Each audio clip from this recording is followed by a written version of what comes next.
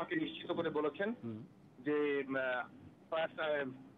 বিমান বাহিনীর হেলিকপ্টার দিয়ে তারা এই আগুন নিয়ন্ত্রণে আনার চেষ্টা করবেন।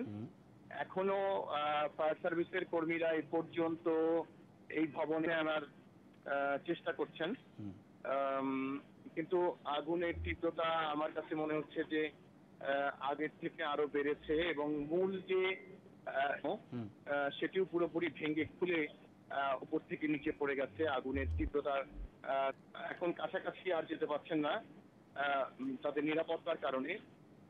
আমি এখনো দেখছি যে বিমান বাহিনীর হেলিকপ্টার শুধু চারদিকে ঘুরছে।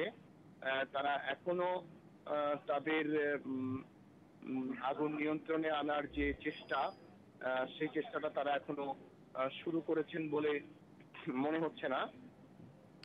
একটা বিষয় আসার কথা যে ফায়ার সার্ভিসের যে কর্মী তারা এখন তাদের সীমিত সাধ্য নিয়ে পানি দিয়ে অন্যান্য যেটা অন্যান্য ফ্লোরে নিচের দিকের যে ফ্লোরগুলোতে আগুনের পরিমাণ এখন অনেকটা কম সেদিকে তারা যাবার চেষ্টা করছেন, কিন্তু বাতাসের কারণে আগুন আরো বেড়ে যাচ্ছে। এই কারণেই আমি যে কথাটা শুরু থেকেই বলে আসছিলাম যে বসুন্ধরা সিটির এই ভবনটিতে আগুন তো নিয়ন্ত্রণে আসছেই না, বরং প্রতি মিনিটেই আগুনের তীব্রতা বাড়ছে। আর সবচেয়ে